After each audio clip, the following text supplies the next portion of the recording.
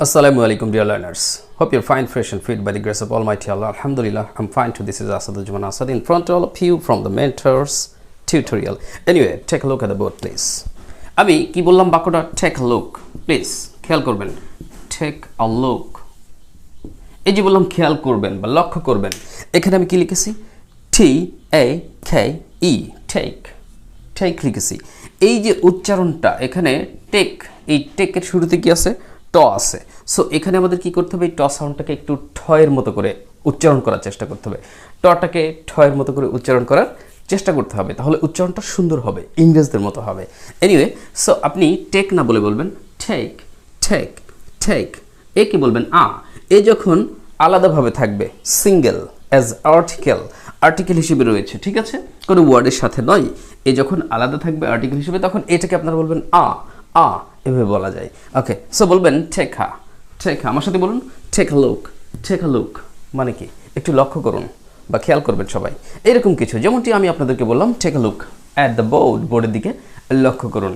Anyway, আচ্ছা, 1 থেকে যে 10 পর্যন্ত যে সংখ্যাগুলো আছে, যেমন মনে করুন আমি একটু আপনাদেরকে দেখাই। এখানে সবাই আমার সাথে কানেক্টেড থাকুন, আশা করি ক্লাসটা অনেক উপভোগ্য হবে এবং অনেক কিছু গুরুত্বপূর্ণ বিষয় শিখতে পারবেন। ওকে, 1 2 3 4 5 6 7 8, আমি এই পাশে লিখি 9 10।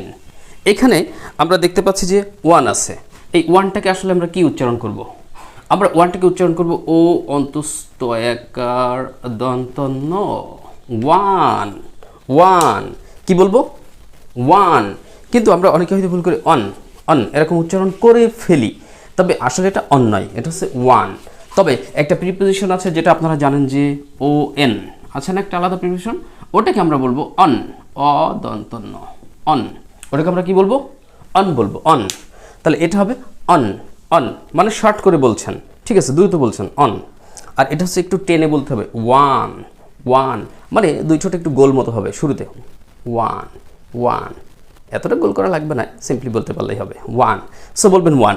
আচ্ছা, এখানে 1-এর পরে আছে 2, তাই না?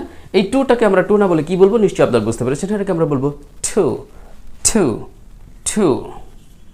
এই যে ঠয়রস্য, এইভাবে উচ্চারণ করবেন, সুন্দর হবে ইনশাল্লাহ। তাহলে আগে আমরা বিষয়টা ক্লিয়ার করি, তারপরে অন্য কথা বলছি। হ্যাঁ, তাহলে 1 2। আচ্ছা, এরপরে 2-র পরে আমরা দেখতে পাচ্ছি কত আছে? 3। বাংলাতে 3 বলি, আমরা ইংরেজিতে বলি 3। এটার উচ্চারণটা আমরা অনেকে হয়তো বলি 3। একটা ছোট বাচ্চাকে আপনি যদি প্রশ্ন করলেন যে what class do you read in, কোশ্চেনটা কি করলেন? What class do you read in. এর বাংলা অর্থ কি? যে তুমি কোন ক্লাসে পড়ো। এখন ওই বাচ্চাটা ধরুন উত্তর দিলে হবে যে আই রিড ইন ক্লাস 3। মানে 3, এই 3 নয়, এটাকে আমরা বলবো 3। থই রফলা যেটা, এটা দুটো একসাথে মিশে যাবে, মিশে যে উচ্চারণ হবে। ওকে, 3। আমার সাথে বলুন 3। ঠিক আছে, যেমন গাছ ইংরেজি আমরা যদি বলি টিরি বললে হবে না, তাই না? হয়তো এভাবে আমরা বলি না, বাট অনেকের হতে পারে ভুল এরকম, টিরি না, ট্রি। তাহলে এইভাবে বলতে হবে, কেমন? ওকে, সো 2টা 2 বললাম, আর এই 3টা এটাকে আমরা বলবো 3। এবার এই যে এরপরে 4কে আমরা বললি 4। এখন আমরা এটাকে 4 বলতে পারি, অথবা বলবো ফয়োকার। শুধু এতটুকু উচ্চারণ করলেই হবে। তার মানে এখানে র সাউন্ডটাকে আমরা কিন্তু একটু সাইলেন্ট করে দিয়েছি, তাই না? 4 র শেষে যে র সাউন্ড, এটা কিন্তু আমি বলি নাই, ব্যাপারটা তো এরকম শোনা যাচ্ছে। আবার শুনুন, ফোর এরকম বলছি না, তো 4 র সাউন্ড, এটা বললেও এটা সঠিক, না বললেও সঠিক। যদি আপনি 4 বলেন, ফোর, তাহলে এটা আমেরিকান অ্যাকসেন্ট হয়ে যায়। আমেরিকান অ্যাকসেন্টে তারা কিন্তু র সাউন্ডটা ক্লিয়ারলি বলে, but according to the British accent sometimes they make silent র সাউন্ড। স্পেশালি কি করে? তারা র সাউন্ডটাকে সাইলেন্ট করে দেয়, তো তারা বলে ফো। এখন আপনি কোনটা ফলো করবেন? আমি আপনাদেরকে সাজেস্ট করবো ব্রিটিশটা ফলো করেন, আমেরিকানটা জেনে রাখুন। ওকে, বাট অনেকে এখন আমেরিকান ইংলিশ ইউজ করছে, বাট ইংরেজি শেখার শুরুতে আপনি কখনোই চিন্তা করবেন না কোনটা ব্রিটিশ কোনটা আমেরিকান, এইসব আপনার চিন্তা করার দরকার নেই। শুধু মাথায় রাখবেন সবই তো ইংলিশ, আগে আমাকে 2 কথা বলা শিখতে হবে। এনিওয়ে, তাহলে ফো। আচ্ছা, এরপর 5 এটা কি বলবেন 5 ফয়াকার রস্যই ব সাউন্ড করলেও হবে লাস্টে, কিন্তু ভ সাউন্ড হয়, বাট এটাকে আপনি বলবেন এরকম যে 5 এরকম প্রেশারাইজ করে বলার দরকার নেই, এতে আপনি আনইজি ফিল করতে পারেন। So it will be easy for us if we pronounce this word 5 মানে শেষে যে যেন বতে যে শেষে 5 ব 5, তাহলে বলবেন 5 ওকে ফাইন। এরপর নেক্সট 6, এটাকে ইংরেজিতে আমরা বলি 6 ওকে, এইভাবে আমরা এটাকে উচ্চারণ করব 6 উচ্চারণটা ঠিক রাখবেন 6 ওকে। আচ্ছা, এরপরে আসছে 7, যেটাকে আমরা অনেকে বলি 7, কেউ বলি 7 এরকম, কিন্তু আসলে এটা হবে 7 মানে ঠিক ক্লিয়ারলি এইভাবে 7 এরকম টেনে নিয়ে যাওয়া নয়, 7 অনেকটা বাংলা আসলে এরকম হয় 7 মানে এখানে আপনি ভ সাউন্ডটা করতে পারেন, ভ সাউন্ড করলেও সমস্যা নেই, 7 okay, hope you got it. Next 8, এটাকে আমরা কি বলি 8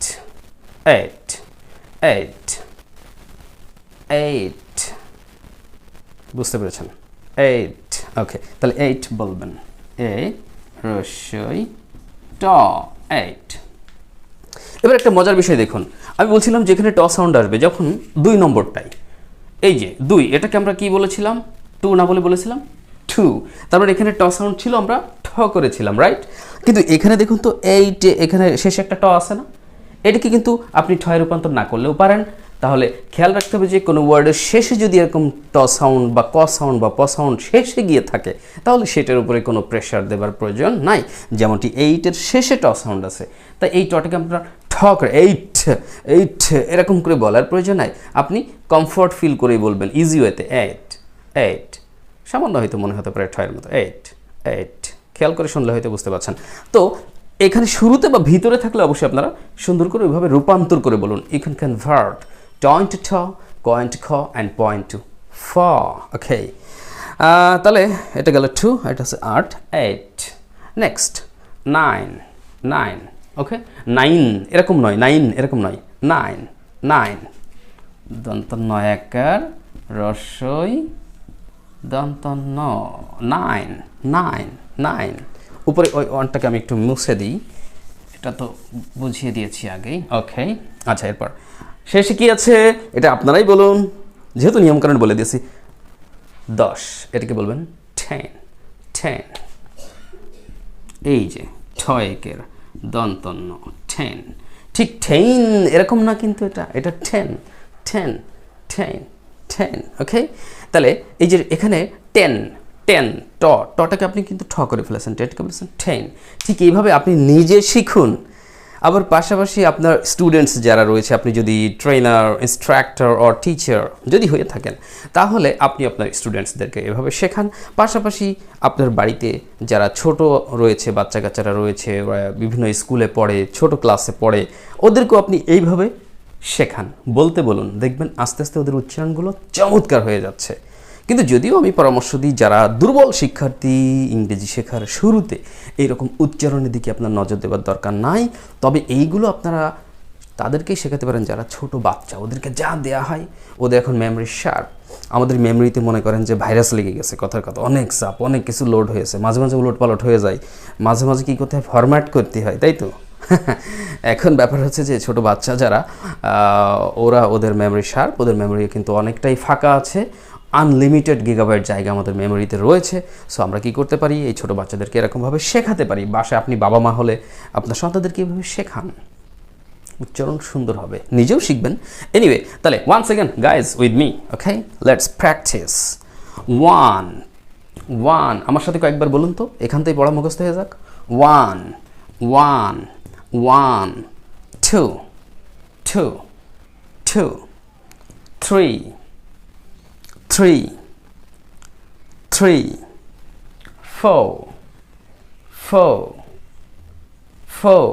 4 বললেও হবে, র বললেও হবে, সমস্যা নেই। 5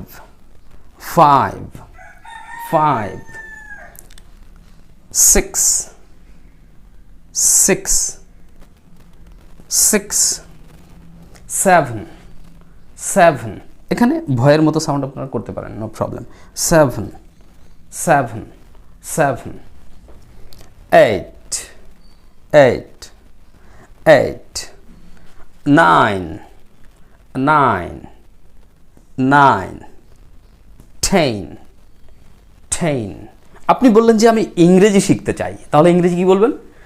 I want to learn English. ওই যে আই ওয়ান্ট টু, ওয়ান্টের পরে যে টুটা আছে ওই টুটাকে আপনি কিন্তু টু এইভাবে উচ্চারণ করবেন। যদিও টি ডাবল ও আলাদা একটা ওয়ার্ড আছে টি ডাবল ও, সেটাকে আমরা কি বলি? টু বলি। আর টি ও এটাকে টু বলি। তা দুইটাকে আপনি টু উচ্চারণ করতে পারেন। ওটা আপনার ইংরেজি শুনলেই বোঝা যাবে যে আসলে আপনি কোন টুকে ইন্ডিকেট করছেন বলে, এটা বোঝা যায়। যেমন বললেন যে I want to learn English, I want to learn English. আমার সাথে বলুন তো, I want to learn English, I want to learn English. আবার কেউ কেউ এখন বলতে পারেন স্যার ওই যে আই ওয়ানা লার্ন ইংলিশ, ওটা বললে হবে না? হ্যাঁ, ওই যে ইংরেজরা বিভিন্ন আপনারা যখন ড্রামা মুভিজ বা কোনো কিছু দেখেন ইংলিশ মুভিজ, তখন সাবটাইটেলে দেখবেন যে ওয়ানা গানা গটা এরকম কোনো কিছু থাকে, এগুলিকে রিডাকশন বলা হয়। কি বলা হয়? রিডাকশন। বিশেষ করে নেটিভ স্পিকার্স যারা, who are the native speakers, sometimes they use this type of reduction in their speaking, but actually as you are learning English we can also try to apply this type of reduction in our speaking inshallah, and at the time it will be so attractive, especially your pronunciation, আপনার উচ্চারণ আরও সুন্দর হবে। So যারা বাড়িতে বসে মনে করছেন যে খুব সহজে স্যার কীভাবে ইংরেজি শেখা যায়, আলহামদুলিল্লাহ ব্যবস্থা আছে। আপনি আমাদের এই বইয়ের কপিটা, আমার হাতে যে বইটা দেখতে পাচ্ছেন, এই বইয়ের কপিটা যদি আপনার বাসায় না থেকে থাকে, আপনার বাসায় অথবা অফিসে আপনি একটা কপি রাখবেন, একটু কষ্ট করে হলেও। এই একটি বইয়ের কপি আমি যদি মনে করি এরকম যে এই একটি বইয়ের কপি যদি আপনি বাসায় রাখেন বা অফিসে রাখেন এবং ঠিকঠাক মতো আমার ইনস্ট্রাকশন অনুযায়ী প্র্যাকটিস করতে পারেন, তাহলে আপনি অথবা আপনার পরিবারের যে কেউ খুব সহজে মাত্র 3 থেকে 4 মাসে ভালো মানের ইংরেজি শিখতে পারবেন ইনশাআল্লাহ। সম্ভব। ফুল কোর্স দেয়া আছে বইটিতে, এবং পাশাপাশি ভিডিও ক্লাস দিব। আপনারা বইটি নেবেন, ভিডিও ক্লাস নেবেন, বাসায় প্র্যাকটিস করবেন। যেখানে যেখানে বুঝতে সমস্যা হবে, যেই লেসনে, লেসন ভিত্তিক, লেসন 1, লেসন 2, লেসন 3 এভাবে সাজানো আছে, যে লেসনে প্রবলেম ফেস করবেন সেই লেসন উল্লেখ করে আমাকে ইমো হোয়াটসঅ্যাপে টেক্সট করবেন। দেখুন ইমো হোয়াটসঅ্যাপ নাম্বার কিন্তু দেওয়া আছে। যারা বই অর্ডার করতে চান তারা উপরে 2টা কন্ট্যাক্ট নাম্বার দেওয়া আছে, দেখতে পাচ্ছেন, ওখানে যোগাযোগ করুন।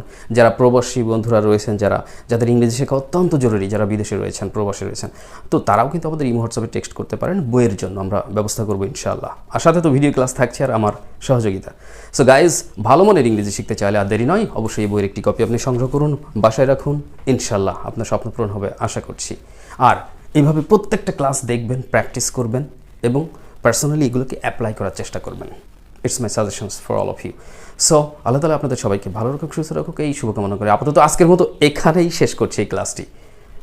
ভালো লাগলে প্লিজ লাইক দিতে ভুলবেন না, সেই সাথে কমেন্টও শেয়ার করতে পারেন। That's all for today.